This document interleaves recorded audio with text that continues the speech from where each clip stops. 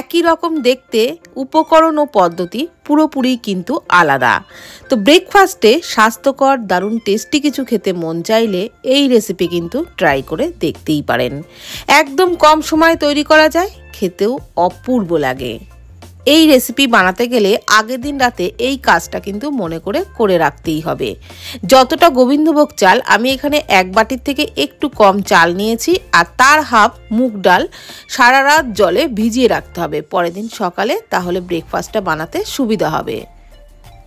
তো পরের দিন সকালে আমি কিন্তু চাল ডালটাকে আরও একবার ভালো করে ধুয়ে নেব। ভালোভাবেই ভিজে গেছে, এখন আরও একবার ধুয়ে মিক্সির জারেতে চাল ডালটা নিয়ে নিচ্ছি। চাল ডালটা মিক্সি জারেতে নেওয়া হয়ে গেলে ওর মধ্যে দিয়ে দিলাম 1 ইঞ্চ আদা কুচি, একটা কাঁচা লঙ্কা আর সামান্য একটু জল দিচ্ছি। জল কিন্তু একদমই বেশি দিইনি, কেননা মিশ্রণটা একদম ঘন করেই কিন্তু তৈরি করতে হবে। চাল ডালের মিশ্রণটা একটা পাত্রের মধ্যে ঢেলে নিলাম। এখন ফ্রাইং প্যানে 2 চামচ সাদা তেল ভালো করে গরম করে নিয়েছি। ওর মধ্যে দিয়ে দিলাম হাফ চামচ কালো সর্ষে, হাফ চামচ বিউলি ডাল, আর দিয়ে দিলাম অল্প একটু কারি পাতা কুচি। এগুলোকে নাড়াচাড়া করে ভেজে নিচ্ছি, অবশ্যই গ্যাসের ফ্লেম লোতে রেখে।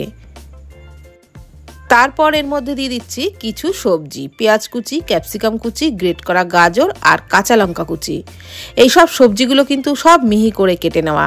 সমস্ত সবজি নাড়াচাড়া করে একটু ভেজে নেব। সবজিগুলোর কাঁচা গন্ধটা না যাওয়া পর্যন্ত একটু নাড়াচাড়া করে ভেজে নিচ্ছি। এতে করে রেসিপিটা খেতে কিন্তু খুবই ভালো লাগবে। দেখুন সবজির কালারটা চেঞ্জ হয়ে গেছে, তো সবজি কিন্তু অনেকটাই সফট হয়ে গেছে। এবারে এই সবজিগুলো নামিয়ে একটু ঠান্ডা করে নেব।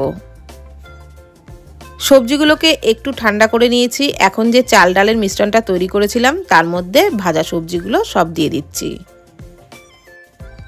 তারপর ওর মধ্যে দিয়ে দিচ্ছি পরিমাণ মতো লবণ। লবণ কিন্তু আমি একদমই দিইনি আগে। তারপর দিয়ে দিলাম হাফ চামচ মতো বেকিং সোডা। এইবারে সমস্ত কিছু খুব ভালো করে মিশিয়ে নিচ্ছি।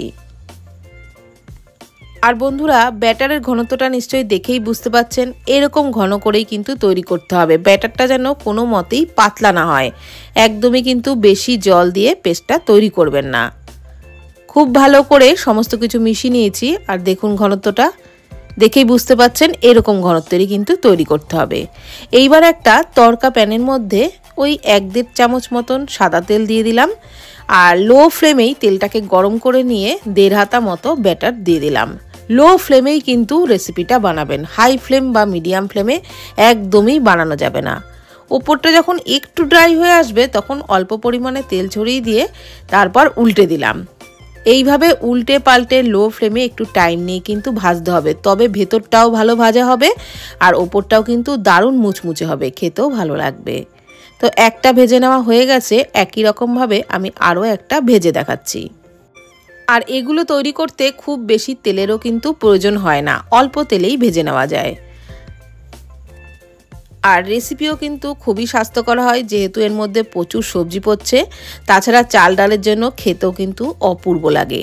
তো আপনারা ব্রেকফাস্টে বা বাচ্চাদের স্কুল টিফিনে এই রেসিপি কিন্তু তৈরি করতেই পারেন। কম সময়ে খেতে দুর্দান্ত লাগে।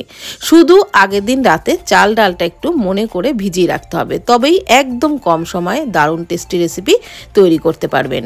আর বাদাম চাটনি কিংবা নারকেল চাটনির সাথেও পরিবেশন করতে পারবেন, খেতে দারুণ লাগে। আমি আজকে সস দিয়েই পরিবেশন করেছি, সসের সাথেও খেতে খুবই ভালো লাগে।